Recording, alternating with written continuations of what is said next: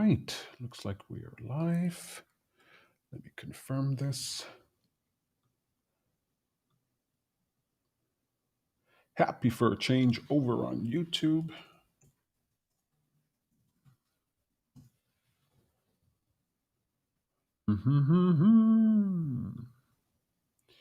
All right, there we are. All right, good to go.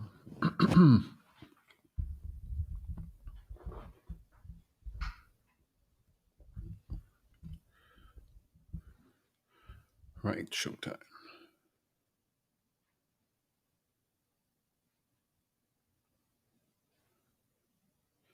All right, just messaging my friends here.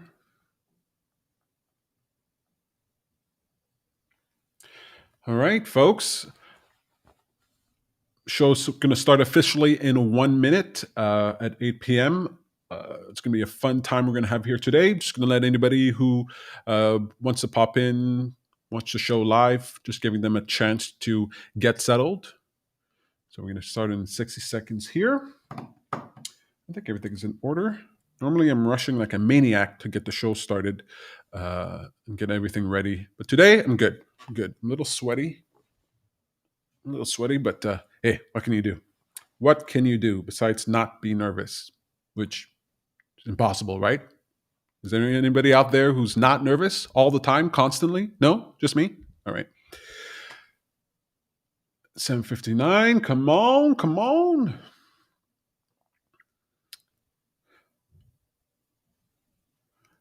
I don't want to be a stickler here, but starting at 7:59 seems like unfair, especially for folks who thought 8 p.m. was going to be the start time. All right. I told my friends that it was showtime, and Melissa says Battlestar Galactica. Thanks, Melissa. Thanks so much. You know exactly what type of show I'm talking about. Okay, it's 8 o'clock. There we go. Hey there, my name is Peter Hartman. You're watching Bad Guru Nightly, and I am Bad Guru. This show is meant to serve as a reminder that your attention matters. You see, what we give our attention to becomes a greater part of our experience. We shape our world with the power of our attention. So it's important to be deliberate. And I am so glad you decided to give me some of your attention here tonight. I'm interviewing the lovely comedian Daniel Carin. Bad Guru is going to be ranting about stupid people. And Peter Hartman, me, I'm going to be doing a little fireside chat asking you, how was your day? All right. I think we're all set here. Let's bring my guests in here. All right.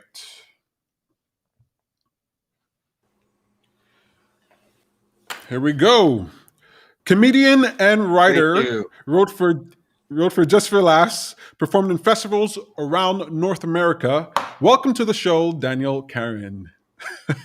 Woo-hoo. Thank you so much, Peter. Thank you for having me. An honor to be here. I'm sorry, I think there might be a little bit of a delay. I am reporting from Baghdad. See you. There is a delay, but we'll work around it. It's great. Alex here is saying, so say we all. I think he's joining in on the fun. So say we all, Alex. Sam is applauding you. She's giving you claps. I'm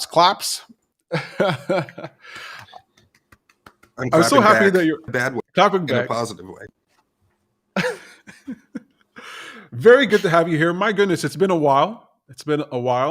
Since before the world ended. You know, you used to have fun. You used to go to a comedy club, see you do some comedy, hear some jokes, chat in the green room. And now it's just how you been hanging? You know, doing okay. We're all I'm healthy. My family's healthy. That's very important. But having said that, not great. Pretty bummed. Comedy. I know. It was such a nice, and you know, obviously it's so fun to do the comedy effect, but that green room hanging and the cigarettes side for some of us, maybe no cigarettes, maybe some, just hang out with people, this big community, you know, I really do miss that. And there's Jackbox games and other ways to, it's not the same.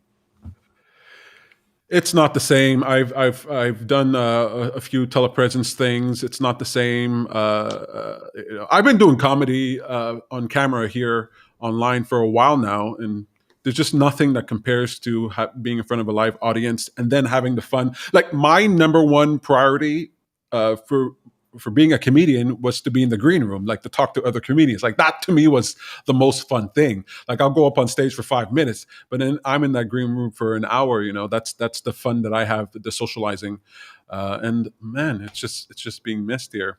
So I'm really happy Yeah. that you go ahead. I know. But it's okay. I think it's coming to an end. It looks to be light at the end of the tunnel. I just got a calendar here that showed when the people can get vaccinated. So I think by the end of the month, let me just make sure that my friend. Are you still there? Okay, you froze. Yeah. I think by the end of the month I'm of there. May, you're there. Are you going to get vaccinated? You think? Yeah. Hey, look, I didn't mean to ask I'm you that. anti-vac. I'm Uncle Vac. I'll get vax. Absolutely. I'll be honest. I am scared of needles. I like last time I got my blood taken, I fainted. So I am a little trepidatious, just in not what's in there. It's the needle that I have a problem. I found out years ago. I think I was like 19 years old. I moved to Toronto and I took part in what's called clinical trials for drugs, and I got paid good money to do that. One of the things you do in there is you get a bunch of needles, like 20, 30 needles a day, sometimes even 40. And I found that I really liked it. I really, really enjoyed it. Yeah, there was just something about The having to feeling. get my mind focused. Yeah. Sorry, Well, go on. Sorry, this damn delay. I should get out of the bunker. I'm sorry. no worries. It was just at first it was this terrible thing that I had to deal with, and then feeling the pain. But then I got this sort of perverse pleasure from the pain, and keeping my mind straight and being focused. And it also felt good because the people who were doing the needles, they were pricking 20 dudes all day long who were not having a good time, and I was making it fun, and we were having fun, and all the nurses would be like, "What the heck is wrong with this guy?"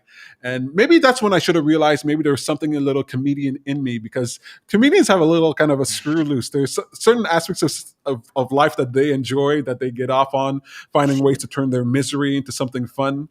How did you get started in comedy? Let me just say, pricking 20 dudes. How did I get started in comedy? Just being a huge fan of it, literally as long as I can remember, like a boy, probably watching a day, and then watching a lot of it, movies, obviously television. 18 or whenever, yeah, 18. I know when you're allowed to go into a bar in Montreal, it's 18. I would start doing it a little bit. I did a set that I thought about 6 months, and I was terrified, and then didn't do it again because it went badly, or just always wanted to do comedy. Always a big fan of comedy. Really, that's very cool. And you said your first set didn't go well. Was it a disaster? Can you describe that in any way? If it was a disaster, that would be a better story. It was a very forgettable, lame 5 minutes of probably quiet, bad comedy. I think it was a disaster. Like, it would have to be memorable to be a disaster. I can't remember exactly what I said. One of the jokes was, I think, about how people pronounce things too much, I just came back from Venezuela, and I had some punchline to that. Not a punchline, probably. I think the first disaster came later. It was a few mediocre to pretty okay to mediocre sets for a while. And do you to me, you have this style, this unique style of doing comedy. It really stands out as being different from other people. Did you have that at the outset? Is that your natural persona? Yeah, thank you for saying that. I try, I guess, maybe this sounds annoying. Try not to think about that. It's all just I can think of a funny joke if I say something and it makes me laugh. To think the joke, it makes me laugh. Picture myself saying it on stage, then I go, ooh, I got to do it. And I don't try not to think too much about this, like in my voice or whatever. I feel like that has to come naturally, or I don't know. That's interesting. I don't think about my style too much. That's Style. It's really weird to surprising. associate myself with style. As you can see by my That's so ripped funny. coat. Anyway. Well, look, anybody who I think anybody who sees you on stage, like it's funny that your first set might not have been memorable, because I find that every time that I see you, you stand out. I mean, I know how you're going to react to this. You're a comedian, so you're gonna brush it away or make fun of it. But I do think you do stand out on stage, and it's interesting that you don't even think about the style, because I'm always analyzing comedian style and the way they're going about it. I think it's important to be original, to have some type of voice. But you do a type of comedy that I'm so jealous of, because you're silly. Is that just generally like what you like in comedy, like just to be silly, or I don't think I've ever heard you do like a dark joke or something. I don't know. I've never heard you. You're all silly to me. Is that like what you like? Hey, yes, I take that as a compliment. I think it's just fun to be silly. I think I have to say, I also love analyzing people's styles and sort of, especially how they progress. You get to know a comedian locally or in any way, like form, and just like a band or whatever, you see how they change and how the jokes kind of grow or the telling of them grow. But in general, dark jokes, I don't know. It's just I think it's silly to do comedy. I think just getting up there and it's hard to describe, isn't it? Sense of humor. Are silly, but then comedians who aren't silly are I'm trying to think. Lewis is not somebody who I would say is silly, but I love Lewis. That's right. I guess I'm a silly bitch in real life. Oh, pardon my language. And it just comes out on stage because that's what I'm gonna do. That's good. I like that. Too silly. Too silly, I would say. So, what is it like? How would you describe what it's like being a comedian on stage and off stage? Like, what is it like being a comedian? Right, the first time you go up on stage, you do it, and then you realize this is for you, and now you're like this comedian. And I know for me, it felt like I was becoming this new person, because I had this outlet for these types of thoughts, this type of behavior. What is it like being a comedian for you, like on stage and off stage? Like, do you feel confident, comfortable? You like it? Do you want to live on stage? Is it like, I want to get on and get off, but I like making people laugh? Like, how would you describe that? It's interesting, and I'm only, of course, not saying at a certain level. I've never been a road dog or anything, touring the country. I have a little bit of money doing stand-up, never that much, and I've only done stand-up around, to call myself a comedian. I feel like comedians, maybe I just did it there, but at whatever level I'm at or was at before the world ended, so fun. I like doing comedy a lot. I like hardest part is 6 o'clock for me, where I start to go, God, maybe I shouldn't do it, or what am I doing? Like these jokes, my house is so comfortable. What am I doing? But then the second I get there, it's very fun. I see my friend, I go, oh yeah, my friends, and oh yeah, comedy. I like comedy. And then I go on stage and I do okay, and I go, oh yeah, I'm okay at worst, and that process happened every time I do comedy, where just it is nerve-wracking. I wouldn't say I'm like one up there. It is sort of my adrenaline, and the best sets I've ever done are probably the ones where I'm bummer and still feel like it's, I don't know. I think there's always adrenaline though, and oh God, what am I doing? You know, I always said, like, whether it's stand up or sketch or improv or any kind of performing in front of an audience, I do kind of feel like there is technically a 0.001 whatever chance of it me in the fetal position and them throwing tomatoes at me. You know, that's not technically impossible. And there always is that of like, I can't get too comfortable, can't get, you know, they could turn at any point. So I'm not a comedian that's like, I'm in charge up there and whatever. But anyway, yeah, it's stressful, but it's fun. I want to hear more about that, like a comedian who feels like they're in charge up there. But first, let me ask you, how many years have you been doing comedy? Boy, I mean, do I have to subtract the pandemic where I've done very little of it? But I guess I started in 2020, and then it, you know, proper, aside a few that I did as a teen, like that's when it started picking up. And then it's been, I guess, oh God, that's 9 years. Wow. It is. Well, that's impressive. I really like that. I've talked to comedians,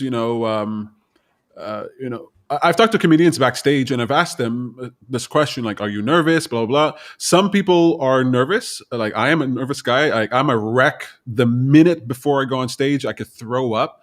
And then other comedians, they're like, "What are you talking about? Like, what's the problem? Like, it's just go up there and be funny. Like, what are you concerned about?" So it sounds like you fall in the camp of when I'm on stage, I'm not commanding the audience. So what's that experience of like, of trying to be on stage, getting the focus, but not feeling like you're in command?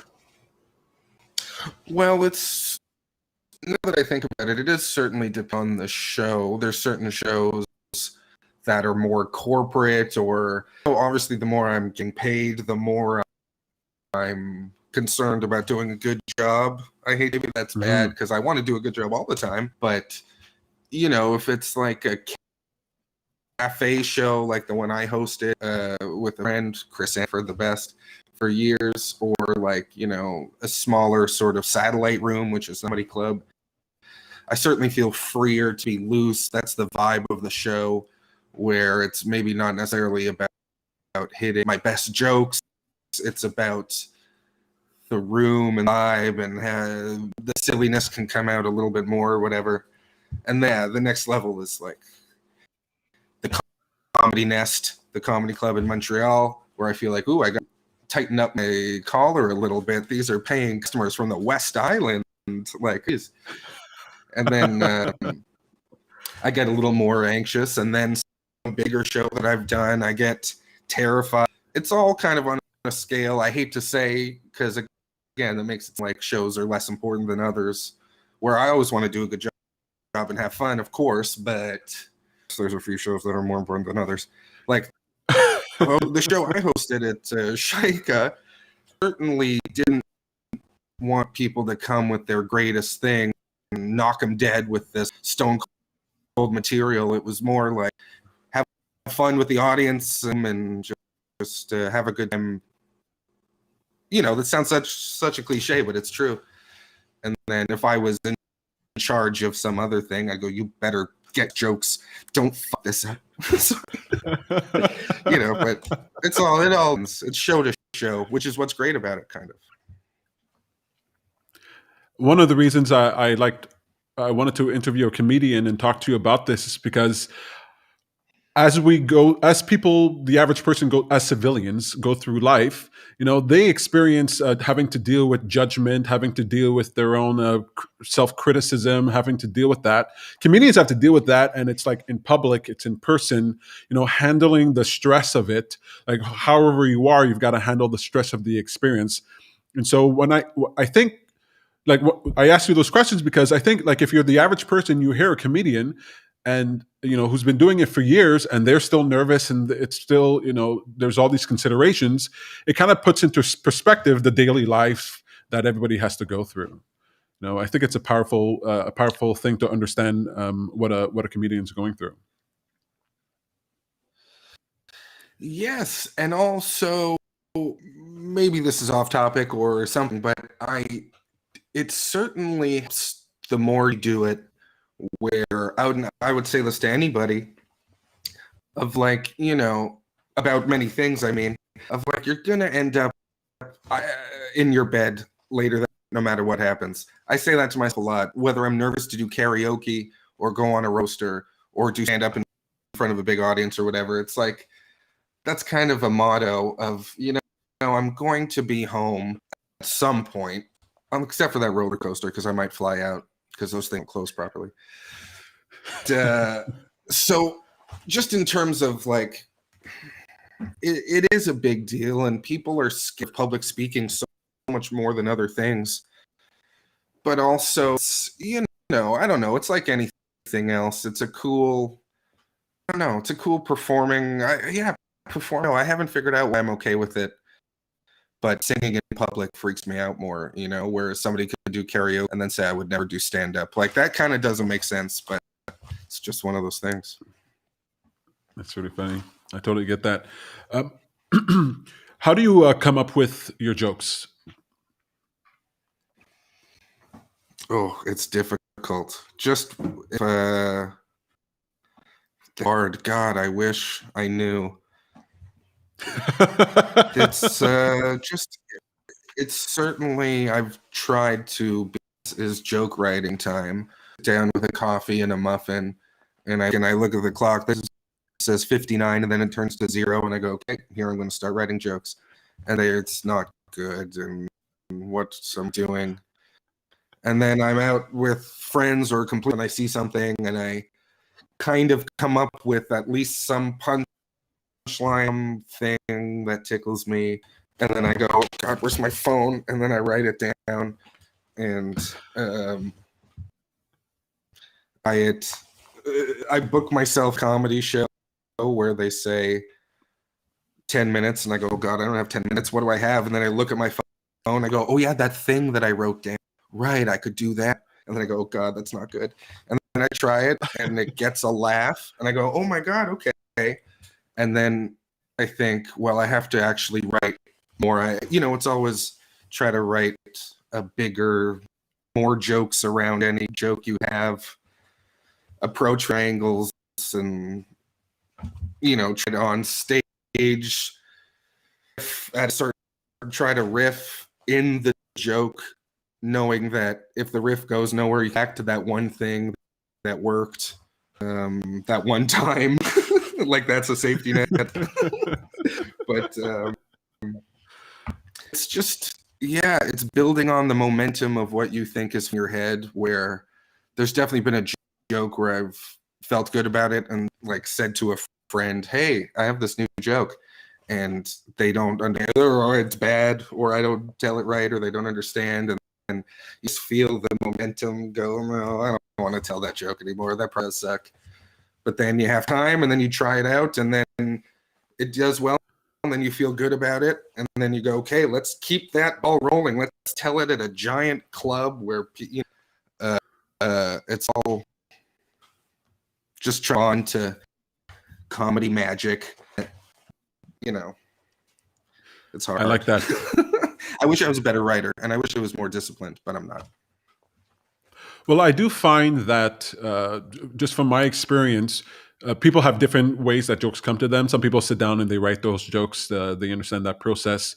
Other people have to pay attention to their daily life. They have to pay attention to the conversations they're having. You got to pay attention to what's making you laugh in the moment. That's a good practice, I think, just for the average person, to just pay attention to what's stimulating you on a regular basis, and then take that note, then jot it down. Because you're right. I'll go into my phone. Like if I need to do something, I need to go to an event, I'll go in my phone. I have all these thoughts. I go, oh, there's like 5 jokes here. There's like cool premises here. I can jump on board. Whereas if I had to like just come up with something right then, or I have the stress, the pressure that you might get, oh, I have to get these jokes done this weekend, it can be a little difficult. So it's different for everybody, but certainly being aware is a good practice. And in comedy, I think it's very crucial. And then you bring up this point where it's called like writing on stage, right? Like you might have a seed of a joke, but it really grows on stage as you're interacting with people. I know I learned this the hard way. I used to go up with my jokes kind of fully formed, ad libs and everything, and because in my head that's how it was. And when I let go of the baby that I had and just allowed it to grow in the world that is the stage, what came out was surprising and even better than what I could have come up with the writing.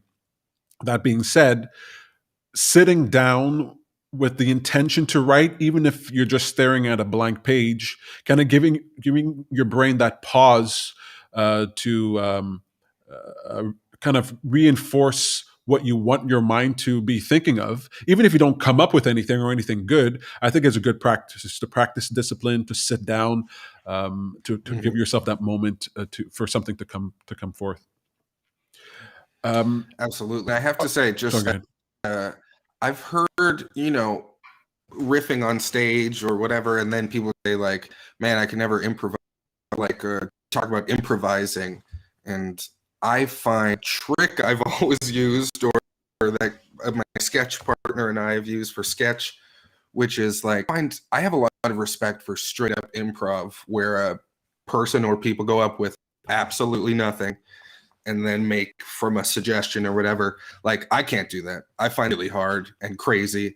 And sometimes there's a lot of bad improv, but there's a lot of good improv too. And when it's good, it's like really impressive.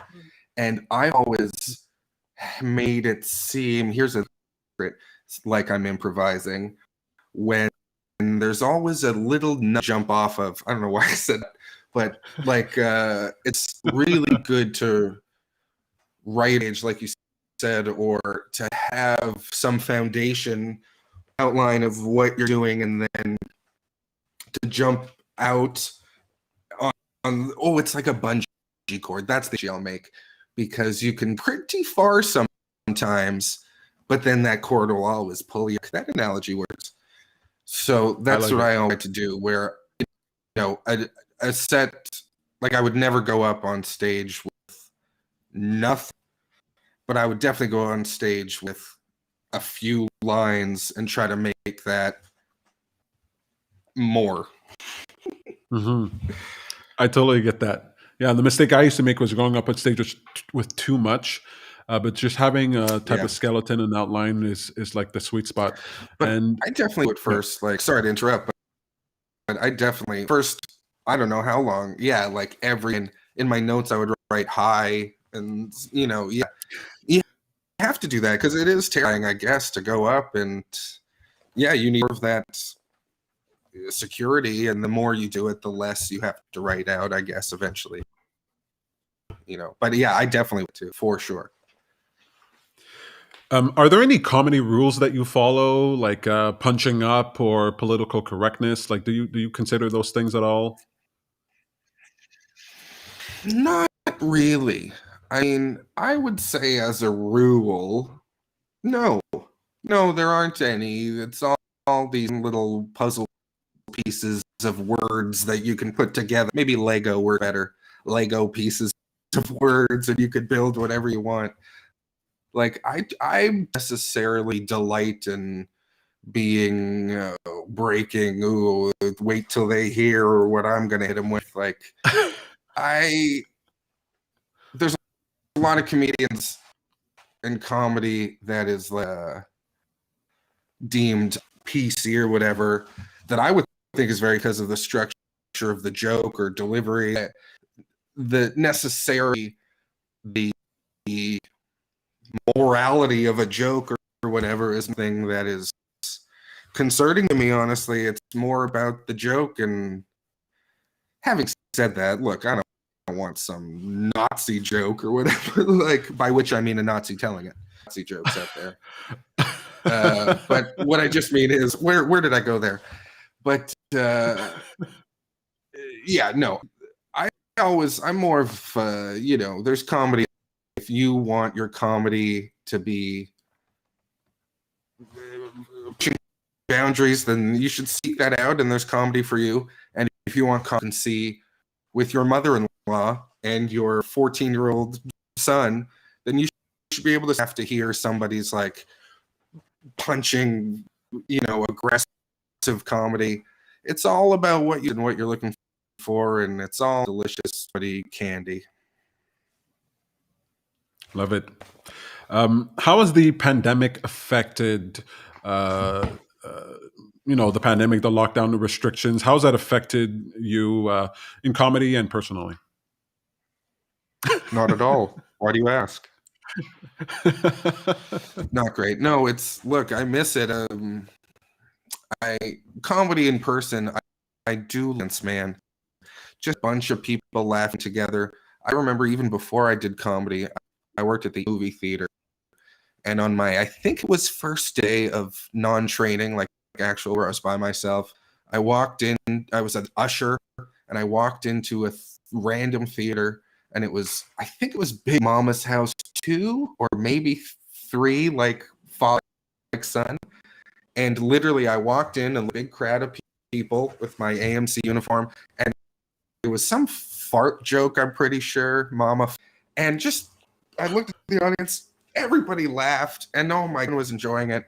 And I don't care what the context is, really. I don't care why. I just love an audience getting together, laughing, singing along with some, like, when a musician is singing and then does this, and I'm like, it's beautiful.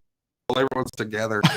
I just love an audience. It's so cool to get together for some sort of art.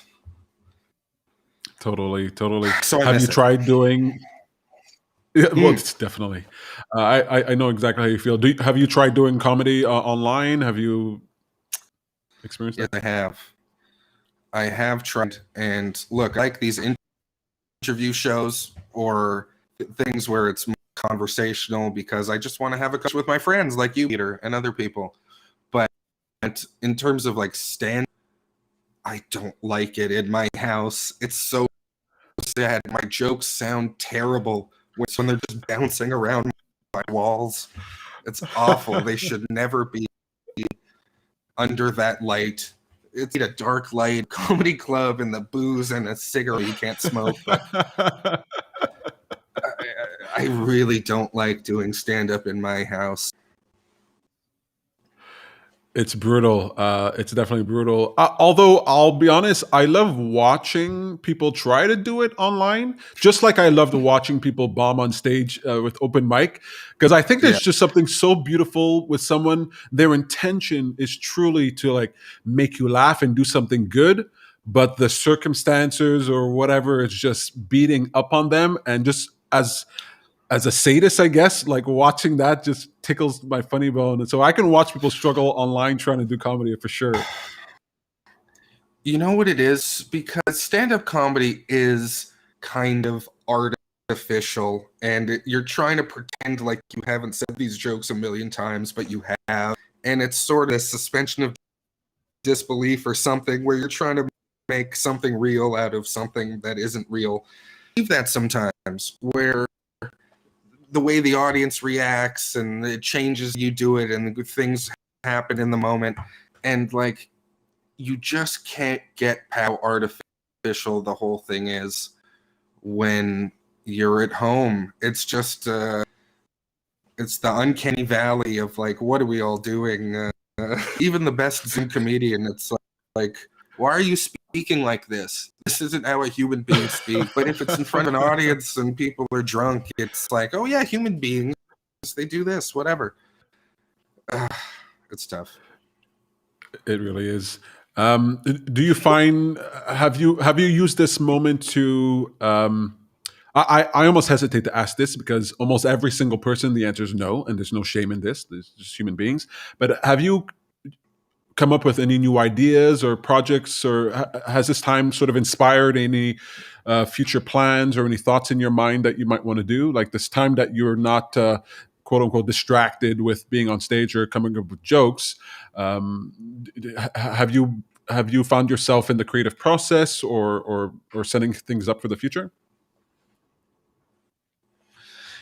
Yeah, I'm gonna lie. I'm gonna round up, but a few writing jobs, comedy writing jobs since this thing, and trying to keep writing. It's so annoying to say, but I've certainly written some sort of longer form screenplay type thing which I think I probably started a while ago. But yeah, it was like, now I have to focus on that. If I don't do it now, when do I do it?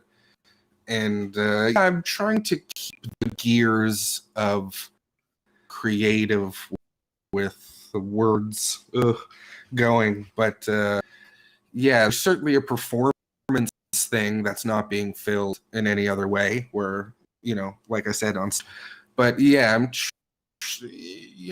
always trying to write something. I have notes like on tables where I've in the past very pointedly be like, write something down.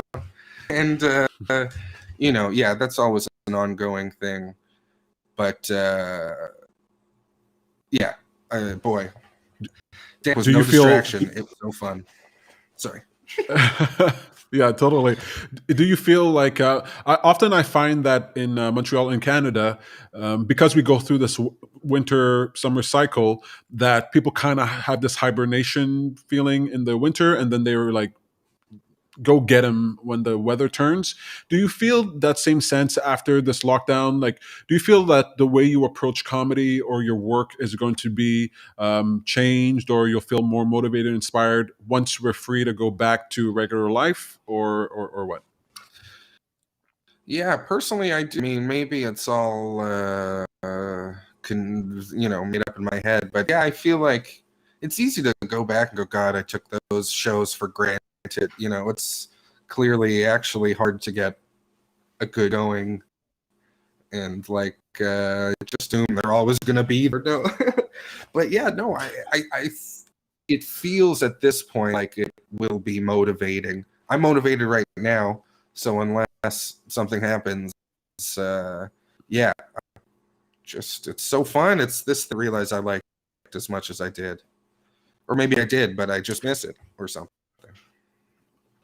I love that there's hope at the end of the tunnel, because it's kind of like, you broke up with your girlfriend, or she broke up with you, and then but there's a chance you can get back together. Like, you'll get back together, and then it's like, oh my God, now I really have got to massage her feet and rub her back. I gotta treat her right. Well, it's like we didn't break up, but she like moved to England, and she was like, yeah, I'll be back eventually. And I was like, okay. And then she's like, but see other people. And then maybe I have, but I think she's coming back this spring, and then she's gonna come back, and she's coming back though. I think she's gonna come back. Absolutely. All right. So let's see. If you were giving advice to someone, which I'm sure you have, about starting doing stand-up comedy, what would be your starting advice? Do it. Go. I always tell to everyone should be doing stand. It's just there's no reason not to. Look, and then stop if you don't want to.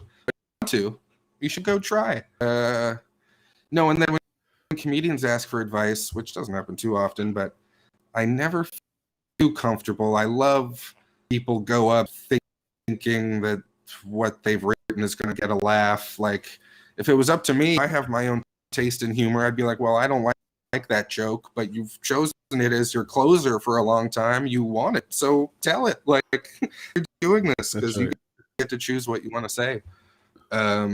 So yeah, advice. It's just so scary, and I understand why it's scary, but also it's not scary. So go try it.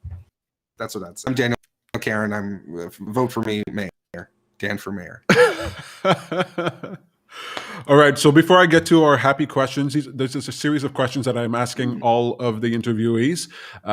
Some of them are normal, some of them are a little out there. I do have two questions here for you. One is, if anything, what would you like people to know about Daniel Carin? And how can people interact with you? Like, where can they find you? Well, I'm at Daniel Carin on a lot of things, Facebook or Instagram, or I guess TikTok, but I don't really TikTok too much. Not too much TikTok. Just, yeah, Daniel Carin, I'm available. And God, if there's something I want about me, I don't know. Jeez, I'm pretty, I don't have too many secrets, or do I? I don't know. That's a hard question. I've never been good at bios. Tinder was always hard for that reason. I don't know how to describe myself. Um, I want people to know I'm cool and I want to be before I die. I want people to help me out. Hashtag get Daniel Carin on Jeopardy. Not to host, as a contestant. I Well, think I the can reason I asked do you this, okay. Sorry. the worries, sorry, we're dealing with this delay here, but the reason I asked you that, the reason I throw this in here, and I've been asking everybody this, is that sometimes I'll go into a social situation, and I feel like a person might have come away with the wrong idea, and I just wish I could have just let them know, hey, by the way, I'm here to make peace. Like, I'm not here to upset anybody. I'm here to make you laugh, and at the end of the day, just know this about me. Or at the end of the day, just Jesus saves, okay, and He saves you, and He died for you. And what the hell are you doing, not worshiping Him? Okay, get on your knees. So it just I just wanted to give you the opportunity. Maybe it's a work question that I'll take out at some point, but I feel like giving people the opportunity to just let you know, like, hey, if there's one thing you want to know about me, here's something that you might not know. Like, I really care about planting trees or something like that, or anything like that. I like that. You're Yeah, I don't know why. That's I guess that's why I like the stand up. Hear my 5 minutes and then tell me. Is I that too love it. annoying? No, it's not too annoying. You've got comedy. You've got a YouTube channel, right? Do you have? I know you have skits there. Do you have comedy, Yeah, stand-up comedy there as well? Or? infrequently, but yeah, absolutely. A little again, Daniel Carin, just to be safe. Yeah, watch those views, like and subscribe, but don't comment. All right, here are the happy questions. So you don't have to just whatever comes to mind. These don't have to be the best answers. This is just what comes to mind here. Oh, they'll be the best answers. If you could add, remove, or change one thing to improve the world, what would that be? Oh boy, that's a happy question. That seems like a very question. I would say probably God. I don't know. I mean, just one for the world. This one. How about this? Here's a. How about less pain, just in general, whether it's physical, emotional, whether it's just how about but a little bit of pain is good, if you know what I'm saying. Wink, wink. I have a couple girlfriends who would tell you the same, but yeah, it's a tough world out there. It's a tough, dark world. So a later and a little easier. That'd be great. And I'll keep it vague like that. I like that. All right. Is a person, place, and thing that you love? Is there a person and a place and a thing that you love? Doesn't have to be the thing you love the I'll most. do each one. Here's the first one that came to mind because we're talking stand-up and comedy. Person, one of my heroes. I miss him dearly. Stewart. Love, watched him every day. I probably didn't do well in school because I stayed up too late watching Jon Stewart because it was on at 11, but I only had 2 channels and the Canadian was on at midnight. So I would stay up till midnight and then Colbert Report at 12:30. So 1 o'clock before every school night. Wow. Which is so bad now that I think about it. But place, I'm going to say my favorite city on earth. And I went there for a comedy with Chris Sandiford, my best friend. And it was like, just for whatever reason, I love water in a city, of music, I guess. Literally, it's like, it's true. There's people just like trumpet walking down the street. It's just like, for whatever reason, replace. I can't wait to go back. And thing, I bought, God, I'm just smoking lots of weed during quarantine, drinking my chocolate milk, playing NBA 2K, loving basketball. I'm in a fantasy league, doing badly, but still it's fun. So I'm going to say weed, chocolate, basketball. Love it. Love it. Excellent. All right. What do you, so my show is about reminding people to pay attention. So of all the things that you pay attention to, like, what do you pay attention? What comes to mind? You just mentioned three things there. You know just mentioned what I'm three things. I pay attention to chocolate milk, that's for sure. No, I'm gonna go. I'll say this very quickly, but the Oscars just happened, and nobody likes the Oscars, and everyone's like, nobody cares about the Oscars. But there's some good movies out there. Everyone's talking about how movies are dying and TV is that, but if you pay attention, there's some really great cinema out there. Art being made in the cineplexes. Nope, not in the cineplexes because those are shut down. But movies, there's some very good movies. I'm in a movie club with a friend. I'm loving films. And I hear a lot of shitting on them, but man, there's some good movies out there. Awesome. I did not I'm expect talking to you to you. see the Oscars. Watch movies. Sorry. I just love to stuff. All right. If you could speak to anybody in the world, if you could speak to everyone in the world just once, what would you tell them? Ooh. Oh man. If I could speak to everybody in the world just once, I would probably. That's too much responsibility. I would fart and. Oh my goodness. What a time frame. I didn't do that. Daniel. I didn't mean to end it on a fart. I love that. That's great. If you could talk to everybody in the world and then he gets disconnected. Let's see if he gets back in here. I'm sorry, Daniel. I'm sorry about how that worked out. Man, I'm having a blast talking to him. Daniel Carin is one of my favorite comedians here in Montreal. There's never, ever been a time that I've seen him on stage and I didn't laugh. Like, never, ever. There's very few comedians that are like that. I love a lot of comedians, but that guy just really is up my alley. I went to his comedy special. All right, I think he's back in here. That was perfect. I loved it. Hello, where'd you go? I said the word fart and disappeared. Yeah, I don't know what happened, but it just disconnected. I have no clue. All right. I shouldn't mention farting. I should never have said that's a comedy rule that I have. Don't say I think maybe, I don't know, maybe you just like tell a joke or something. I mean, if you could talk to everybody in the world, then it's a great opportunity to get your name out there. I'm Daniel Carin and I'm watching you. I like that. Fart.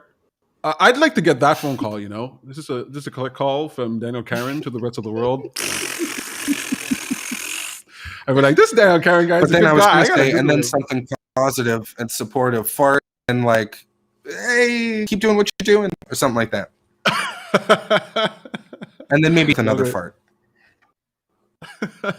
Hey, you said fart again, and he got disconnected. What the heck is going on here, Daniel? What's happening? What's happening? The word fart is really getting you in trouble. I don't look. I'm gonna keep my hands here. All right. Oh, I have no idea what's happening this time. It's not your fault. It's not your fault. All right. We just got 3 more questions here.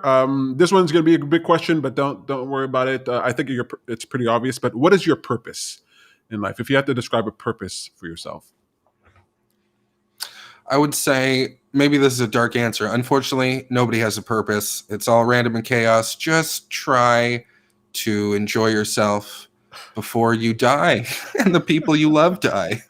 Is that too dark? I love that. That's my perspective too. Oh my goodness. Yeah, I like that. Yes. Enjoy yourself. Enjoy your life. You know, it's too short or too long. Yeah.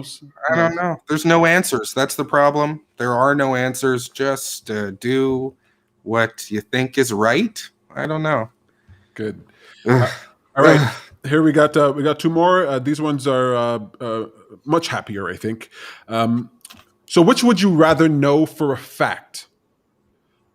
The afterlife, aliens, or ancient history? If you could know for certain anything in these fields, would you rather know for certain that there's an afterlife, know for certain that there's aliens, or know for certain human history, ancient human history that's been lost? Wow. Let me... I love the idea of ancient history being lost, but that's out. I think that's a very cool little thing. Not little, because that's ancient history. It's not little. But I mean, for me, that's like fun, but I'm not picking that one. I think the afterlife would throw me a little bit. I feel like that would, I don't know. That one spooks me. I kind of don't want to know. If there is an afterlife, how do I feel about that? I don't know. I'm definitely going with aliens. I want to know there's aliens. I want to see these aliens. And I can handle it. I want the aliens to know, if you're listening, you can show me who you are. I can handle it. That's all I'm saying. That's all I'll say on the matter. Oh my goodness. All right, last question. If you could have any superpower, what superpower would it be? Boy.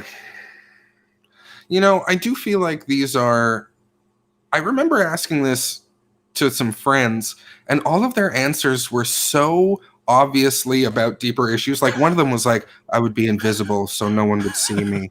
And then the other one was like, I would fly so I could get out of this, so I could leave my dad. And I was like, oh man, these are just all about who you are. And it's like, I'm scared to say mine because it like reveals a deep fear or something of mine. But I think it would be so cool to be invisible. I do think I could, I would have some fun if I was invisible. Let's just say that. Excellent. Wonderful. Great. Daniel Carin, my goodness, I am so appreciative of you coming on here and talking with us. I had a ton of fun talking with you. I got to learn things about you that I didn't know before, so this has been a special treat for me. Daniel Carin, comedian, writer, wrote for Just for Laughs, performed in festivals around North America. You can find him on Twitter, Instagram, Facebook. No, you didn't say Twitter. You said Facebook, Instagram. Sure, Twitter too. I'm Daniel Carin, and all the things. And let me just say thank you for having me. This was a pleasure. I appreciate being asked. I appreciate the kind words. You're a good man, and I hope to see you in real life sometime soon. Excellent. Thank you so much. Take care, Daniel. Bye.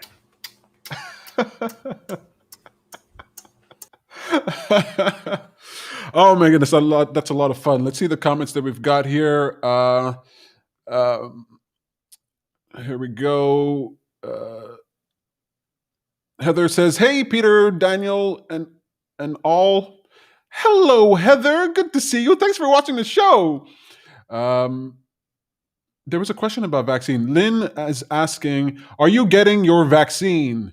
I want everybody else to get the vaccine, so I don't have to get it. That's what I want.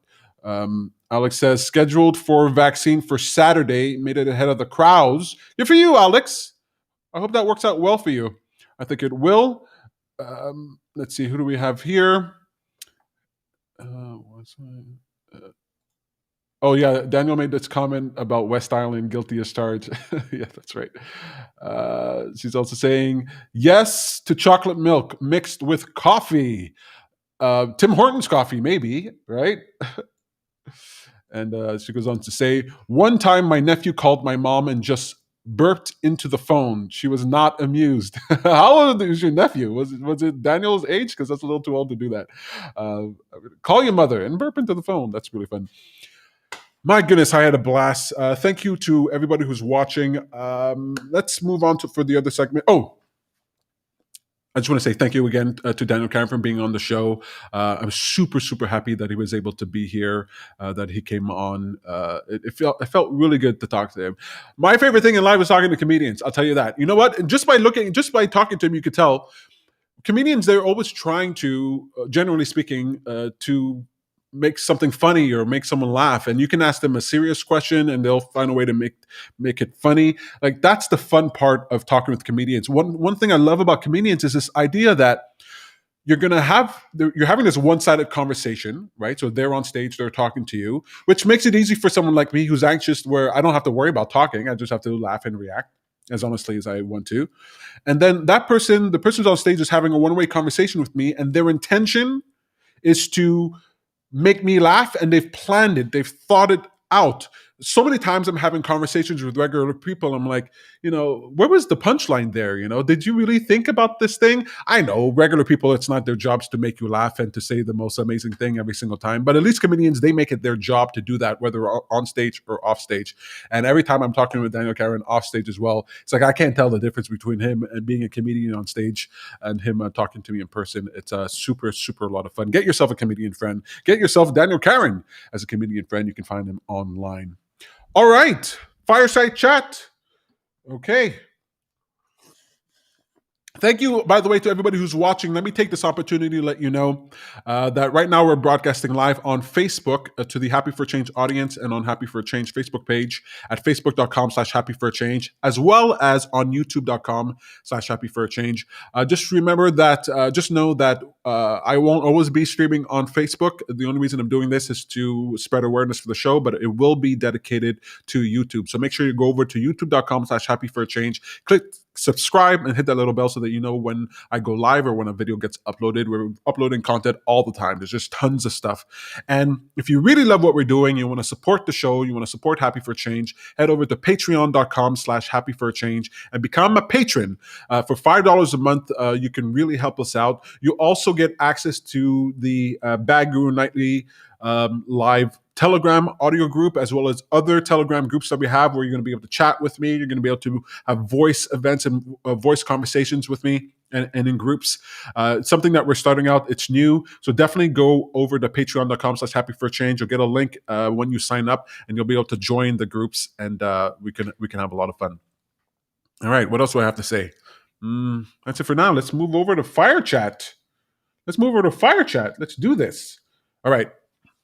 Looking at my comments. Oh, thank you, Samantha Barley. She put the link down in the description here. We've got Heather who said, thanks, Peter and Daniel. Well, thank you, Heather. I did an interview with Heather yesterday. The live one is up online. I'll be releasing the clip soon. She was a really fun interview. Oh, by the way, Heather, I got some feedback from other people, and they were like, that was the best interview. It was just the best time. I mean, they didn't see Daniel Carin, but earlier today, I got a lot of compliments about the interview that you did. So thank you again so much for being on the show. It was a lot of fun. All right. Fireside Chat time, folks. If you don't know, one of the Telegram groups that we have online is Fireside. And that is the self-help, personal development aspect to Happy for a Change. Happy for a Change is about giving our attention to great ideas to make the world a better place by paying attention and doing something small in order to get things done. But there's a business aspect to it, there's a world change aspect to it, but there's also a personal development aspect to it. Hey, I can take these out of my ears. Why am I still wearing this?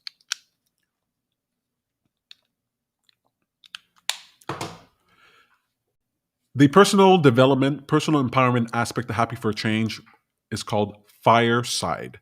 And it's available right now. Right now, you can join us on the Telegram group. And in there, you'll be motivated, you'll be inspired. You're going to hear conversations between life coaches and people like me. We're going to be talking to the audience. We're going to be answering your questions.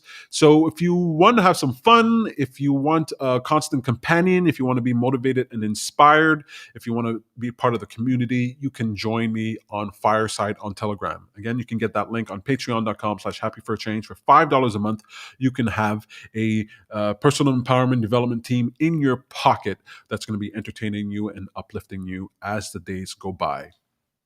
We're on a journey, folks. We're on a journey here, and it's important for us to pay attention. It's important for us to get things done. But the way we're going to do that is by working together, by connecting more. So if you want to connect, if you want to use the internet for something more than watching cat videos, those amazing, amazing cat videos, they're really good. Cat videos, dog videos, goat videos, lamb videos, reptiles. I saw a video today. It was a chameleon. Someone put a chameleon on a stick and put it up into a ceiling to catch flies. Okay, apparently you shouldn't do it, but it was really fun to watch. Anyway, the internet's better it's for more than just that. It's for us to connect to one another and for us to support one another. And Fireside is there for you. If you go into that room, we got three. I have three other people who are working with me in that room. I have self-discovery life coach extraordinaire Samantha Barley. She's super awesome. Equally awesome, we have Val Soule, who's also a life coach, And we have Elvira Alimzanova. I've worked with them for many years, and they're going to be in the group. We're going to be having conversations and chats on a regular basis. So definitely join. Have I convinced you to join? Go over to patreon.com/happyforchange. Sign up for $5 a month, and you can be part of that community. All right. You know what I'm going to ask you now, right? You know what I'm going to ask you? How was your day? Did you have a good day? Did you have a bad day? Did you have a great day? A boring day? Well, I'm here to remind you that whatever day you had, seize it. Use it as an opportunity to learn, to determine what can make tomorrow better. It's important to pay attention. It's important to pay attention to your day. It's important to choose what gets attention during your day. Every single moment of every single day, you have the choice to move in the direction of who you want to be or away from it. The first choice there is what you're thinking and how you're feeling, what's happening within you, right? You might not have control over your outside world, but you do have control over the thoughts that you think and the feelings that you want to feel. So how often do we do that? How often do we pay attention to our day? How often do we pay attention to what we're thinking and feeling and then choose better feeling thoughts? Think about it. You could be thinking, oh, I'm stuck in traffic, I don't like it. I'm stuck in traffic, I hate driving, I'm stuck in traffic, I really don't like it, I'm stuck in traffic. And that's going to affect you. But you could be stuck in that same traffic, and instead of thinking about that traffic, you can be thinking about something else that you want to create, something else that you want to do. You could put on a podcast or an audiobook in your car so that you can listen to something as you're riding along. You can have a conversation with somebody that you haven't talked to in a long time or that you've been meaning to talk to. Sometimes it's easy to forget that we do have a choice. We don't have absolute choice, but there are many things that we can choose during our day. The clothes that you wear, right? I walked around with a pair of shoes that were too tight. They were just a little too tight to the point where it damaged my toe, to the point where, it's still to this day my toe hurts because of the damage that had happened to my big toe, my poor big toe. And I'm walking around with shoes that don't fit, and I'm like, hey, why don't you just buy a new pair of shoes? But it's like, but I have a pair of shoes. It's my habit to wear these pair of shoes. I like these pair of shoes. All these stupid reasons why I kept the shoe on my foot, and now I'm paying the price for it. There are choices that you make every single day. Who you want to talk to, your posture, the thoughts that you think, the food that you eat. Those are all choices that have measurable impact on your life. I want to remind you to pay attention because I feel like we're living in a world where people don't pay attention. I feel like we're living in a world where people have delegated the responsibility to somebody else. It's my doctor's job to pay attention to my health. It's the president's job. It's a politician's job in order to make decisions when it comes to policy and law. It's a teacher's job to determine what happens to my kid, right? We've delegated our responsibility, and in some ways that's good. It frees us up to do other things, but you don't want to forget that paying attention is your job. One thing that really rubs me the wrong way is when I see people walking on the street and they seem to be totally oblivious to the people who are around them. I mean, not these days. Everybody now is very conscious of the people who are walking near them. I guess that's a good thing. That's a good thing. I feel like I'm dancing with everybody when I'm walking outside, like, oh, I'm sorry, excuse me. Oh, I'm sorry, excuse me. I'm in a grocery store today and I'm just moving around people like this. Oh, I'm sorry. Oh, I'm so sorry that I was in your way. Before the pandemic, I feel like people were walking around like zombies not paying attention, right? Like how many times I've seen people, they're walking straight towards another person and they only realize that other person is right there once they approach them, once they get within spitting distance, right? They're just walking, totally oblivious that the other people are walking in the street. They're looking at their phone, looking down, not paying attention. I always find it strange. When I'm walking down the street, I'm looking at the person a block away. I'm planning my steps. I'm determining where I want to walk. Hey, the sun is on the other side of the street. So I'm going to walk over to the other side of the street or avoid the sun if that's what I want to do. I'm always paying attention. And when I pay attention, my life gets better. And at first, paying attention wasn't really good. At first, paying attention was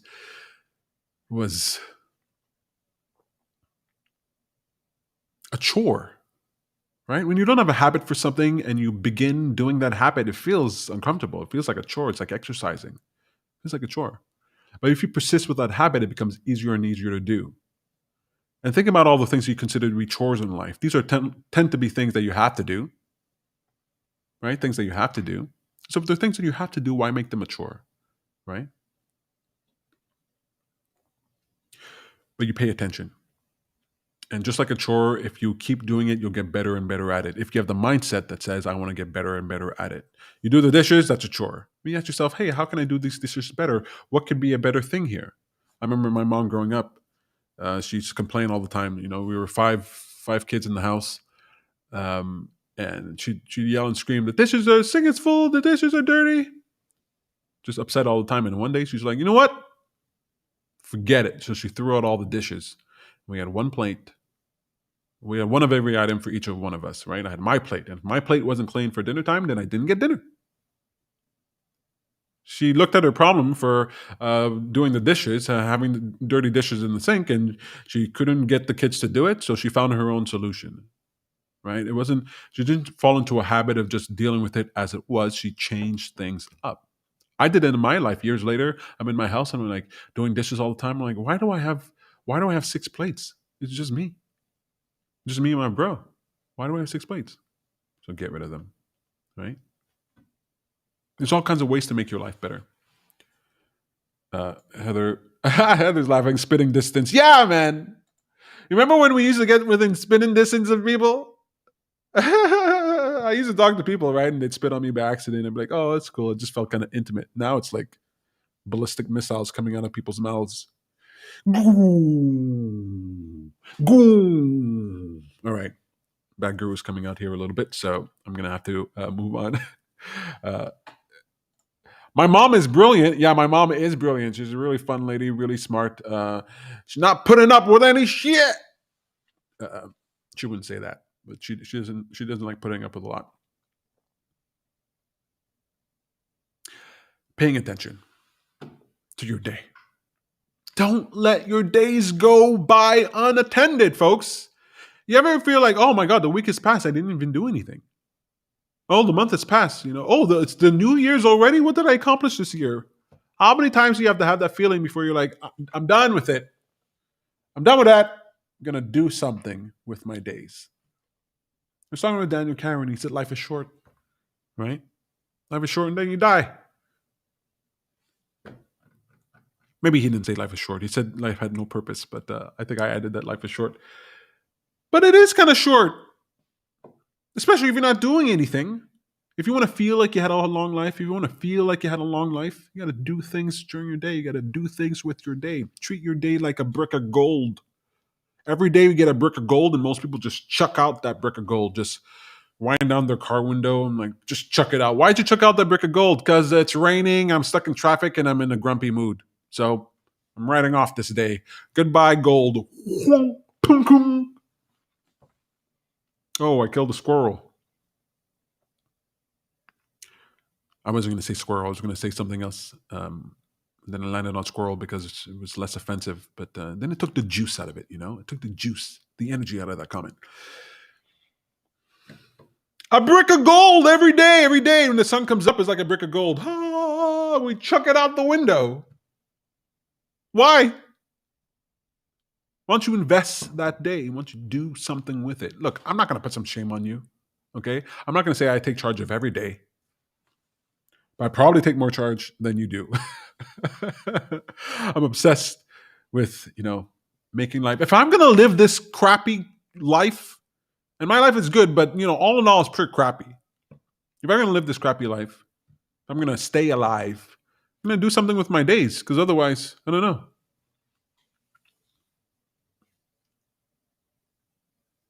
I want to ask you how your day was, because it's important for you to develop a habit of paying attention to your day, of evaluating it. You wake up in the morning, you ask yourself how you want your day to be. You check yourself throughout the day, but at the very end of the day, look back at your day, reflect on your day, even if it's just for a few moments, and ask yourself, what did I learn? What could be better? And then implement that the next day. And just by doing that, your day will be a little bit better. And if you do that every day, by the end of the week, by the end of the month, by the end of the year, your life is unrecognizable. You've transformed so much. You've grown so much. It's important. And I want to remind you that it's important because I have to live in a world with you. And I'm tired of living in a world with people who are depressed. antidepressants, hooked on some type of drug, unhappy, complaining, miserable, pessimistic. I don't want to live with you folks on this planet, all right? And as the zombie killer, I'm gonna have to like give you the cure or get rid of you somehow.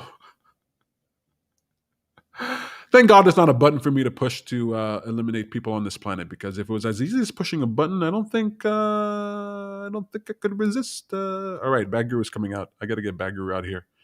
I'm in a troublemaker mood. All right, folks, that's your "How was your day" segment. How was your day? Let me know down in the comments. I'm waiting to see here down in the comments. I want to know how your day was. If anybody's watching, I don't even care. I don't even care. You know how many episodes I've done? You know how many things I've done? I've done multiple shows. I've done online. I don't even care, man. I do this thing for me. When I'm telling you, I'm telling myself because it matters. All right. I'm going to assume you folks had great days, wonderful days. I mean, you're watching this show, right? So you must have some type of a good day. Heather says, my day was great. I had a lobster roll at Lucille's food truck. Now I'm hungry for lobster rolls. Oh, so good. I watched this TV show, The Servant, M. Night Shyamalan's TV show, and one of the characters is a chef, and he made a lobster ice cream. And my initial reaction was like, "Oh, lobster ice cream!" But then I kept thinking, "Oh my god, I wonder what lobster ice cream tastes like." This food truck is in the parking lot of Fairview Shopping Center. Oh, that's cool. That's cool. Samantha says that she had a nice day, lots of time outdoors. Sam loves spending time outdoors. I'm an indoor cat. Sam's an outdoor cat. It's good when outdoor cats get outside. I had this cat, Isis. Man, I love her so much. Loved her so much. I had to give her away. And when I got her, she was a stray cat. You know, she was rescued. She spent life on the streets. She lived on the streets, man. It's a hard cat. When they gave me her, they said I was a first-time cat owner. They're like, "Don't let this cat out. Do not let this cat outside. It's not gonna. Don't do it. She's traumatized. She's not gonna come back. You know, don't let her do it." And for like a couple of weeks, you know, this cat got used to me. You know, we started getting along a bit. She came out of her hiding spots, and then she'd like sit by the window and she'd like paw at the window and she'd just stare out of it longingly, but not just stare out. I've seen other cats just stare out. She's like pawing at it, like, "Oh my god." And then one day, I could just see her getting more and more depressed, and I was like, you know what? I gotta let this cat outside. And man, she might not come back, and man, it might be miserable for her out there. But she gotta be free, man. She gotta be outdoors. This is an outdoor cat. I open up the window. She goes out. Doesn't come back. Hours go by. Doesn't come back. The day ends. She doesn't come back. Next day, she's not there. End of that day, she's not there. At the end of the second day, late at night, I hear her scratching at the window. She comes in covered in leaves and dirt or whatever. She looked like, I don't know. She looked like she was in a brawl, like she had to tumble down the hill or something. But she never looked happier. And when I think of that cat, I always think of Sam. You know, some cats belong outdoors. Some cats really need to spend time outdoors. You might be an outdoor cat. Go outside. Unless you're in Montreal after the curfew, okay? It's past 8 o'clock. You stay inside. Okay, let me not rant about the curfew again. I did that yesterday. All right. Heather says, "You're good, Samantha. I need more nature." Look, sounds like Heather's an outdoor cat. Sounds like Heather's an outdoor cat. All right, let me get to a Bad Guru. I'm going to rant a little bit and then we'll end the show. I really appreciate it. Once I get up from here, I'm not sure, you know, I'm going to try to look at the comments. I'm going to try to remember to look at the comments at the end there. I'm going to try to read all your comments at the end of the show. So let me remember to do that. I'm going to try to remember to do that. I'm going to try. Pay attention, Peter. All right. See you folks in uno momento.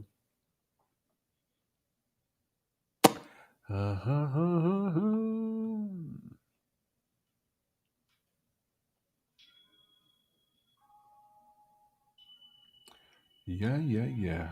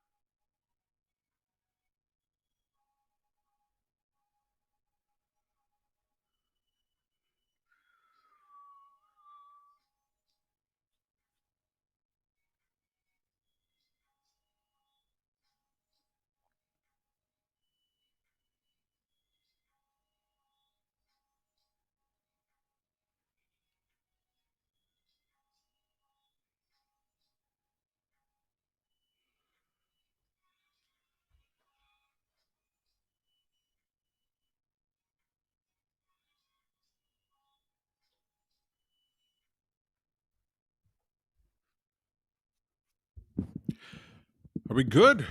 Testing one, two, three. Can you hear me? I think you can hear me.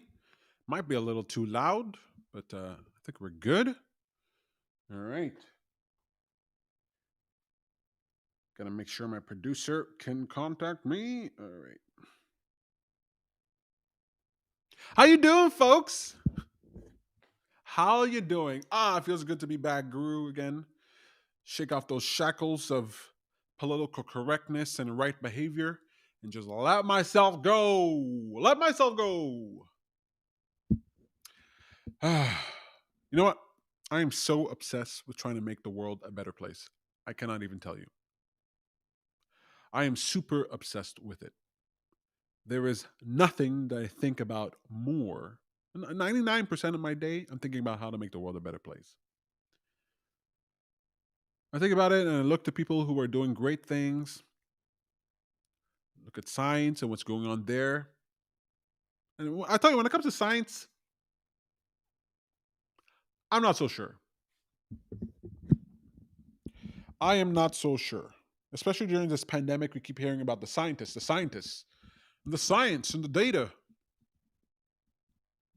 I'm beginning to think that there are no smart people. Let me break it down to you.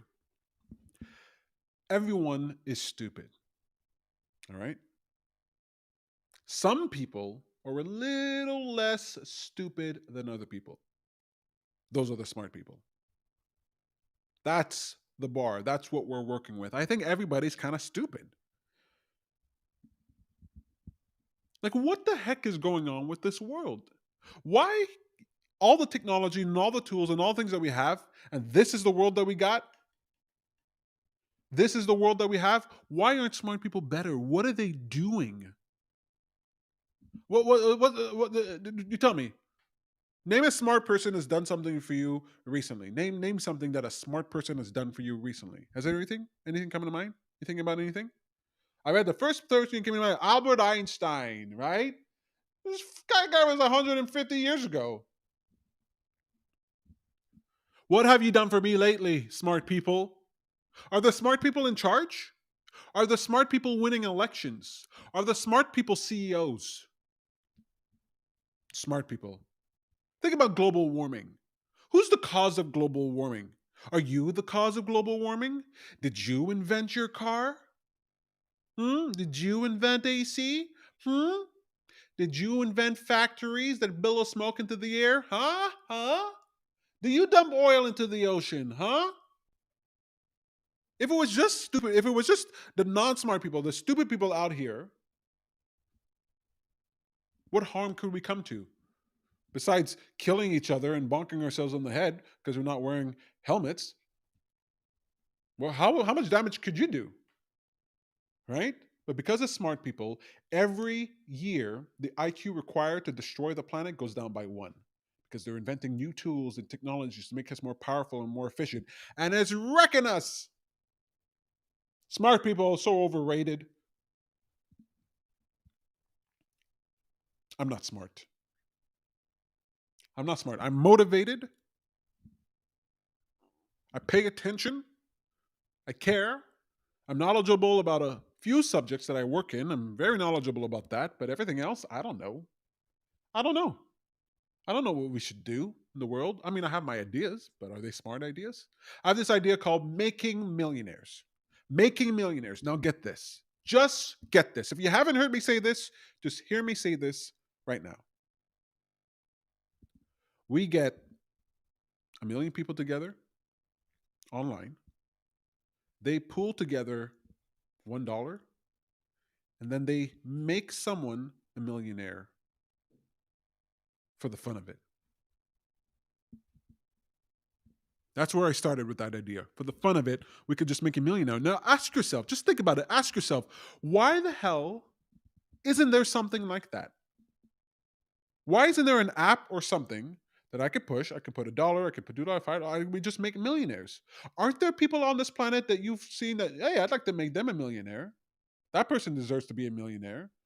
I'd like to see that person should be more empowered. I'd like to see more of that idea, right? You watch Dragon's Den, Shark Tank. where people come and they pitch their ideas to millionaires and billionaires. Why? Why do they need their money? Oh, we're going to give you X number of dollars and we're going to take 40% of equity. And you're like, what? They got to give away their idea of the company. Now they got a board of directors they got to deal with. They got to deal. Why? Why? Why do these people have to give away their ideas to these other people? Because they have the money? We have the money. It's just instead of 3 dudes that are millionaires, there's a million of us that are millionaires. Right? Now think about this, all right? This is where the genius comes in. We can do it for fun. We can make millionaires just for shits and giggles. But we can also do it with purpose. That's what Happy for Change is all about. It's about being happy on purpose for purpose. All right. So we take that pleasure aspect, how much fun it would be to make a millionaire, and then we decide who gets to be a millionaire. So I came up with different variations to the Make a Millionaire idea. All right. There is Black Money Matters. And that is just, we can make Black people millionaires, right? All this protest that's going on, 20 million people are protesting in the street. The only people they made millionaires are the Black Lives Matter leaders. Okay, there's a report that came out. One of the Black Lives Matter leader, she's on a spending spree, buying houses for her and her family. Look, I don't begrudge her for doing that at all. But why is she the only one? $90 million Black Lives Matter raises. What are they doing with that money? You tell me. Black Lives Matter did this with the money and that with the money and this with the money. On the news 24/7, 20 million people protesting, donating. What'd you get for your money? It's like donating to the Red Cross. If you give money to us, we'll help.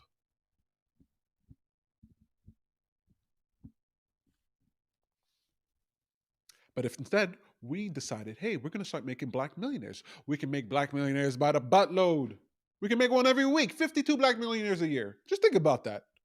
Oh, how would that affect the community? How is that going to help Black people? How is what we're doing helping Black people? I don't know. Anyway, Black Money Matters. Okay, I do all kinds of videos about that. You can check that out. I'm ranting about it. All right, so I have another idea for the Making Millionaire principle. I actually have a few of them, and I'm going to tell you about them. You're darn right I'm going to tell you about them. All right, the next one is called Rival. You know how people are complaining about social media and how much control they have over our lives and the behaviors that they do and the deplatforming and the shadow banning and this or that or whatever. All the complaints that people have about YouTube and Twitter and Facebook and all these social media platforms. All right. Well, do you know that what you need in order for companies to behave properly is not laws and regulations, because they'll find ways to get around laws and regulations, especially if they're big enough. What you need is competition. If you have a competitor in the field and people go, hey, YouTube is doing some crazy thing here, let's go over to the competitor, right? When you have a competitor, it acts as a regulator on the market. The competition makes everybody behave, right? And the more competition there is, the more the product, the service has to be genuine, true, and provide the greatest value, or else people will just go to something else, right? Right? Think about that. It's not government laws and politicians and policies and regulations that make a company behave, because we all know big companies, they abuse regulations. If I pollute, how much do I have to pay? How much do I have to pay if I pollute? $1 billion. Oh, sure, I'll pay the $1 billion. 500 million. Oh, sure, I'll pay it. Fine, sure. Easier for me to pay the fine than it is for me to follow the regulation. All right. Competition, however, that's what makes them behave, right? Look, if I was on an island, a deserted island with just me and my love, Samantha Barley, and we're on an island, all right? Just me and her alone. I could treat her like anything I want. I could treat her any way I want. I can treat her any way that I want. I don't have to do anything for her. What's she gonna do? Where is she gonna go? Where is she gonna go? There's nobody else. It's just me. So you gotta take what you got. But we're not on a deserted island. And if I don't treat her well, then she'll be like, hey, maybe somebody else will. I have thousands of options. Well, competition, right? So my Making Millionaire idea, the next Making Millionaire idea is this. It's called a rival. And that's where we create and fund rivals to these companies. Folks, we need them. We need them. Okay, I don't know how many cell phone providers you have in your area. I don't know how many people offer the internet, TV, or whatever the heck you want. But I promise you, if you have a limited supply in your area, you're really pissed off about what options you have available to you, right? If it's just like one, two, three top media companies, one, two, three top telecom companies, you're like, oh my god, I really hate this, I really hate that. But what am I supposed to do? There's no other internet in this area, and you get stuck, right? That's why I really love Elon Musk setting up satellites into space in order to give internet for the whole world. It's like, whoo, competition, folks. Competition. Next time I call Bell or Comcast, whoever you got to call, you'll be like, hey, Starlink is here, and that's giving me speeds that I can live with. So you better start lowering those prices and offering me more, and stop, mystery service fees. It's just got real, right? Competition. So rival. It's very simple. Companies are responsive to their customers only when there is pressure from competition. Let's be proactive and let competitors know how many of us are ready to use their product on day one. Think about this. Think about if there was a page or list or something where you can go sign up and say, look, I'm okay. There's no competitor. There's no real competitor to YouTube right now. Okay. There's no real competitor to YouTube. But if there were, I'd be ready to use it on day one. So I'm going to put myself on this list to vote as a pledge that I am going to use this new service. And I'll even pay to be on this list. I'll pay $1, $5 just to prove that I'm putting my money where my mouth is, that I'm ready to use a competitor. You have 1 million people, 5 million people, 10 million people who are fed up with YouTube, and they go and they're able to check out this page and go, and entrepreneurs will be able to say, hey, there's 10 million people that if I create a rival to YouTube, they will be on my platform on day one. It's a built-in market. Market is there. I don't have to find the market. I don't have to create the market. The market is already there, and all I have to do is tap into it. And look at these people. Well, how do you know those people are going to use their platform? They paid to be on this list. That's how much they care about it. Then you get all kinds of rivals. We can rival anything we want. Let people know we're out here. See, that's using social media. That's using technology in a way that's going to really help us, right? Rival. The making millionaire principle made real for rival. The millions of us who come together, make our voices known, put our money where our mouth is, and then we can shape the world. We can let the world know how we want it to be, what we value, and we'll get it. You know how hard it is to create a competition to Google or YouTube or whatever? They have all the services, they have all the people that have market share. It's really difficult to get that going. It's very difficult. I'm going to create my startup. Can you imagine you talk to somebody, you're like, hey, what are you doing for a living? Oh, I'm a startup. We're creating a competition to YouTube, to Google, to Facebook. And you're like, what? You're doing what? Why are you wasting your time doing that? How are you going to get people onto your platform? They already use YouTube. You're like, oh, but there's 10 million people. They say they're ready to use my thing. Think about it. Rivals. All right. The next Make a Millionaire idea. All right. This one I'm really excited about. This is the last one for now. This one I'm really excited about. It's called Agora. Agora. Hmm. We need to talk. We really do. In our society, there's this division that's happening where it's like you get the hate on the other side to such a degree that you don't even have to talk to them. You can just belittle them, just take a dump right on their face and walk away, and everybody, your side just cheers you, and the other side is like, never talking to each other, right? I watched this movie. It was called The Sum of All Fears with Ben Affleck and Morgan Freeman. And one of the things in that movie is that the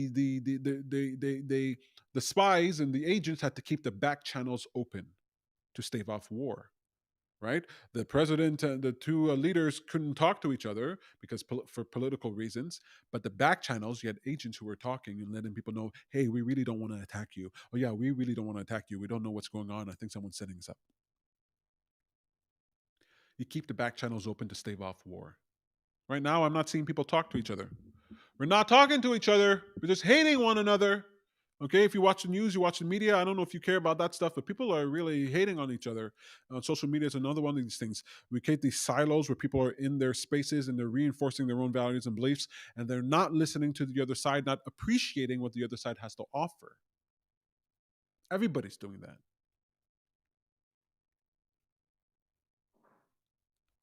So we can use the Making Millionaire principle in order to force them to debate. I was listening. I heard a while back, a couple of years ago, AOC, Alexandria Ocasio Cortez, was challenged by Ben Shapiro to do a debate. It wasn't really a debate. They were going to come together and have a conversation, but to do a debate. And she said, "No, I'm not going to debate you. You're catcalling me." And I was like, "How?" Ben Shapiro offered $10,000 in order for her to sit down and have a conversation with him. And she said no. Ben Shapiro has an audience of millions of people. You don't want to sit down and talk to that audience of millions of people. You don't think those people deserve to hear what you have to say and hear how you talk to the opposition to show some sense of respect. I couldn't believe it. I see this all the time. People are like, "Oh, I'm not going to dignify them with a response. I'm not going to talk to them." If we don't talk, we're doomed. We're doomed. You turn off. If I'm in a relationship with Samantha on a desert island and then we cut off communication, that island is going to be down to 1 or 0 people very fast. Okay, because murder is going to be on the table. You cut off the lines of communication and things go downhill real quick, right? If we don't talk, "Oh, that person's a white supremacist. Can't talk to them." I totally want to talk to a white supremacist. Why the hell are you a white supremacist? Please explain this to me. "No, he's just an evil person. Don't even dignify them with your attention." Oh, really? Is that how it's going to work? Just sharp lines? Ugh, just sharp lines. You on that side, me on this side, and everything's going to be okay. Really? That person's a racist. I want to talk to a racist. I want to know why they're racist. If I can find a racist, a white supremacist, a KKK guy who's interested in talking to me, I want to talk to them. "Oh, that person voted for Trump. That person voted for Joe Biden. That person voted for Trump. You can't talk to them. Can't talk to them. That person's a socialist. That person's a capitalist. Can't talk to them. Can't talk to them. Oh, look at the Boogaloo Boys. Oh, that Jimmy Dore. You can't talk to people. We have to. So Agora is going to use the Make a Millionaire principle. Check this out, folks. Let's say you have someone like AOC versus Ben Shapiro. You say, "Hey, we want them to debate." Right? But for one reason, the debate's not happening. So you say, "We so want them to debate that we're going to pull together some money and we're going to offer $2 million for them to debate, and they can split the pot. They come to debate, they split 1 million each, right? 5 million, right? And they split the pot, 2.5 million, 2.5 million each, all right? And then you say, I want to hear the person go, I am not gonna debate them. I'm not gonna give them the time of day. What's the word I'm looking for? The disdain that I have. I'm not gonna lower myself down to the level of speaking to this human filth. You're like, "Yeah, but if you do that, you'll get $2 million." I'm not even going to do it for $2 million. Oh, wh- what now? Oh, I see. Okay, so you're afraid to talk to them, right? Because what does it cost you to sit down with some asshole, some jerk, and then talk to them, and then you get $2 million? You're like, "Oh, I'm not going to take that $2 million." There's no people you think you can help. Do you pass homeless people on the street? Okay, if you don't want that $2 million, you can't use it for something else. And all we're asking you is to have a conversation with someone to reveal the flaws in their argument or to reveal the flaws in your argument. You're unwilling to do that. Ha! Let's say they say no. Then for every day that goes by, you're like, "Wow, that pot can keep getting bigger and bigger. 5 million, 10 million. Please debate. We want to see what's going on here. We want to keep the back channels open. We need to have this conversation. I'm not even going to do it for $10 million." Okay, well, then you're a piece of garbage. Okay. You're so unwilling to talk to the opposition, even for millions of dollars. You can't even donate that to charity. Like, the pressure can be really high. Years ago, there was a gentleman, I forget his name. I really should look this up. James Randall, I think. I think he's the creator of Skeptics Magazine. He put out this challenge. He said, "If you can prove to me that you're psychic, you'll get $1 million." Do you remember this? Do you remember this? He put out the challenge. I think it still exists today. If you can prove in a controlled setting that you're psychic, that you can read my mind, you can move objects, you can remote viewing, anything at all. if you can prove it in a controlled setting, you'll get $1 million. The day that I heard about that is the day I started looking at all the psychics and mystical people with a little bit more skepticism. I'm like, wait, if you can talk to the dead, Mr. John Edwards, why the hell aren't you getting this $1 million? If you can read my mind, if you're a psychic, why the hell aren't you getting this $1 million? And I'd see this online in conversations. Hey, why don't you go into this? Oh, that James Randall, he's a terrible person. So I'm not going to dignify him. That's the word. I'm not going to dignify him with my attention. Okay. Don't need the $1 million. And I was like, what? You're not going to do it for $1 million? So I don't believe you anymore. Your credibility goes out the window. So Agora is a making millionaire principle debate where two people come together. They have a long form conversation, answer questions, multiple follow ups, questions from the audience. 3 hour, 4 hour conversation, because somebody can really fool you for an hour or two, but a 3 hour conversation, it starts getting difficult to hide who you are, right? Long form conversation followed by Q&A, questions from the audience, questions submitted previously, and then also multiple follow-ups, multiple follow-ups. Journalists out there, you're supposed to do many more follow-ups. Instead of trying to get 5 questions so you can get those headlines, you have to ask 1 question and ask 5 follow-ups.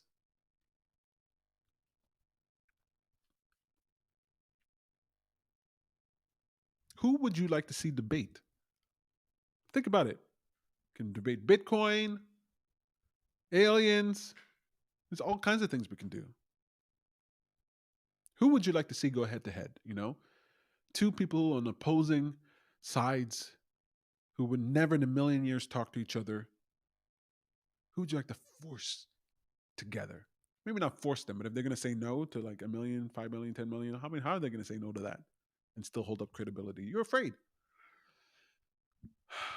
Agora, to keep the back channels open to stave off war. What do you think? What do you think?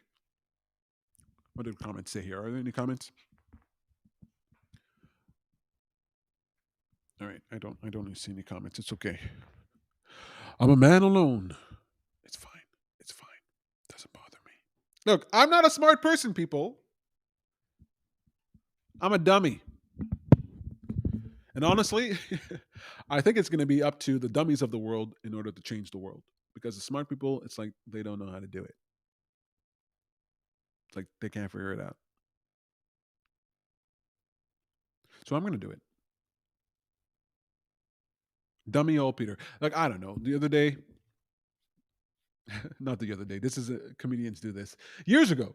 Well, a little while back, I'm in my house and I'm just sitting down, and without thinking, I spit on my floor. Like it was a gas station truck stop, I'm on my hands and knees wiping off my own spit off my own floor, and I'm thinking, I really should not be in charge of anything. But I'm going to make myself in charge of this. If you like the Making Millionaires idea, support it. Head over to facebook.com/happy for a change and join the Happy for a Change audience. The happy audience is right there. If you like Black Money Matters, you can join the Black Money Matters group. If you like the Making Millionaire principle just in general, you can join that group. If you don't like Facebook and you want to join in there, then just subscribe to me on YouTube. YouTube.com/happy for a change. Just subscribe. And once we get enough people, then we can get this thing started. We can have a lot more fun in this world, folks. And we can use the internet for a lot more than cat videos. And we can make change happen. I have another Making Millionaire principle. I don't have it written down yet, but it's this idea of funding scientific research, right? All these scientific researchers, they're out there investigating things that I might even care about, okay? But we can pay them. We can say, hey, if you're a scientist and you investigate this and you come with a concrete solution here, a concrete conclusion, here's $1 million to fund your project. Here's $10 million to fund your project. Why not? I'd love to fund scientific projects. Why are they in government offices trying to get taxpayer money in order to do this? Okay, we can fund them directly, and we can have all kinds of fun things to investigate. We can apply science to all kinds of things. Look, you got people out there who believe in flat Earth, and that's really a virus that's really going to infect a lot of people's minds. Surprising number of people's minds, because most people are stupid. So how about we get a few million together? We get the most famous flat earthers. We put them in a Elon Musk shuttle, send them up to space, float them around the planet, and have them come back, and then have them tell people, "Oh, by the way, I've seen with my own god darn eyes, the Earth is round. Problem solved. We don't have these stupid people walking around." Or they might find out that it's flat, and then who'll have egg on their face, huh? I I have no doubt that the Earth is spherical, egg shaped. I have no doubt. I have a tiny bit of doubt. If you don't doubt those smart people out there, if you just believe all the books, oh, this is a fundamental truth, the Earth is the center of the universe, you're an idiot. But the Earth is definitely not flat. All right, folks, that's it for me. My name is Bad Guru. No, my name is Peter Hartman. You're watching Bad Guru Nightly, and I am Bad Guru. This has been so much fun. Have a nice night. Bye.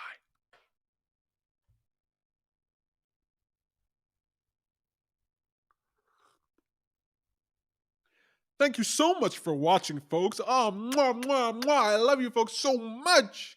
God, I miss doing the show. Oh, my God.